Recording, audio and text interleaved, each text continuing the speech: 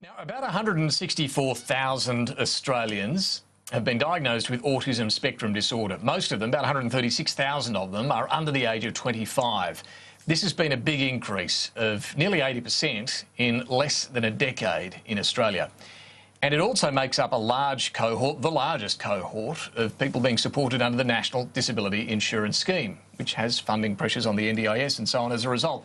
Today, the government's announced some changes to put in place nationally consistent diagnosis when it comes to autism, so that you don't have a different diagnosis in Queensland, to Victoria or any other jurisdiction as to what is autism. Paul Fletcher is the Minister for Families and Social Service, and I caught up with him to discuss why they've made this change and how it's going to impact on the NDIS. So, Minister, explain to me why this change is needed. The new national guidelines for the diagnosis of autism, which are being released today, represent the culmination of a major piece of work that's been supported by the National Disability Insurance Agency. It's been carried out by the Autism Cooperative Research Centre, which is a centre hosted by the University of Queensland. Some 6 other universities participate in it. They've consulted with some 1,000 organisations and individuals, including lots of medical specialists and professionals, people with autism and others. What they've then done is gone through a draft and a final process. It's been endorsed by the National Health and Medical Research Council, and what it's expected to deliver is more uniformity in the diagnosis of autism. Because it can differ from state to state at the moment? There is some significant variation around the country in terms of when people are getting diagnosed with autism, and so this will bring more consistency. It's quite a difficult condition to diagnose. Well, and at the moment it's done what on basically whether you have level 1, 2 or 3. This will change the way to look at more the functionality of the individual. Is that right?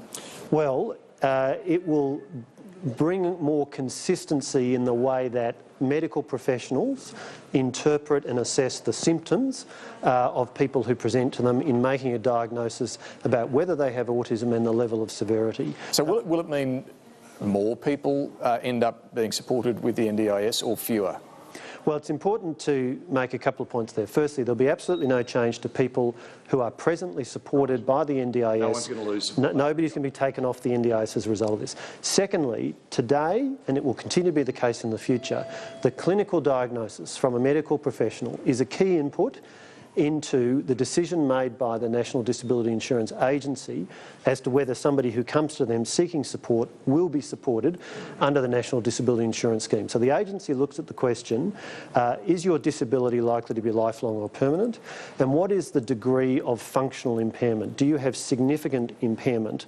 And that is a question that gets asked whether your disability is autism or cerebral palsy. Sure, but will it mean, this change mean that for someone who would be supported today under this new approach would no longer be supported? No, we don't believe that that will be the case, and it'll be entirely a judgment for clinicians, for medical clinicians, medical professionals, as to whether somebody who presents to them with a set of symptoms is diagnosed as having autism spectrum disorder. Because what's the proportion of people being covered by the NDIS at the moment who have autism? It's around 30%. And that will continue, you expect, or do you think it'll be a smaller proportion? Look, we think there could be some changes over time because of the slightly over 200,000 people presently supported by NDIS, they've been brought in from the states in groups, and as we get to the 460,000, which is the bilateral estimate by 2020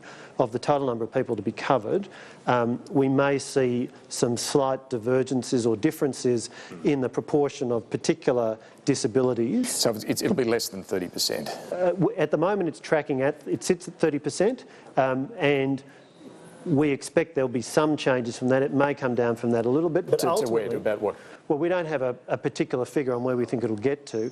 Ultimately, the National Disability Insurance Scheme is there to support people with a disability who meet the assessment requirements of that it's a permanent or lifelong disability and it has a significant impact on your functioning. But are there people right now who aren't permanent and lifelong and don't have a significant impact on their functionality that are being covered by the NDIS? Well, we don't believe that is the case with this important qualification. Part of the idea is that we get people into the NDIS, and if interventions and supports can improve their functioning, then that's what we want to see happen. So there's a particular pathway for young children with autism, which is a condition or a disability where if it has the right sort of supports and interventions early on, we've got a real prospect of getting at least some of those children able to then be successful in a mainstream school and go on to have... They won't need support forever. That's exactly right, and that is a key principle of the National Disability Insurance Scheme, that if you can target expenditure early in life, or at any point really, but that then allows people to get to a point where they're no longer suffering a significant functional impairment, that's a desirable outcome. Just another matter before I let you go. Some of your moderate colleagues, Craig Laundy, Russell Broadbent, Julia Banks, want the refugee children and their families removed from Nauru, brought to Australia. Do you agree? Look, certainly some of my colleagues have been speaking about this issue. I understand that they will be meeting with the Prime Minister to discuss it, so I'll let them work through What's your position? That process. Well, my position is that under the chaos that we saw with border protection under the previous government, some 1,200 people drowned at sea, 50,000 unauthorised arrivals.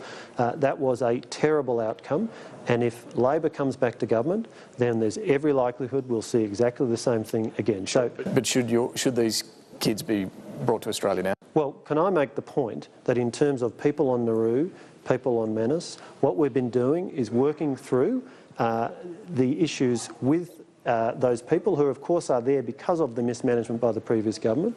I appreciate that, but should they be brought to Australia it's important now? to make this point. Several hundred people have now been able to move to other countries, particularly the United States, and we continue to work through in terms of how we can assist and work through that continuing process. I understand that, but the government's line has been for a while now, they should not set foot on Australian soil. But that's going to encourage more to come. I continue to support the government's policy. So they should not set foot here? Look, I support the government's policy. I will leave it to my colleagues and the Prime Minister to have their discussions. Of course, all kinds of issues get discussed on a daily and weekly basis within our party room. I will leave it to my colleagues and the Prime Minister to have those discussions.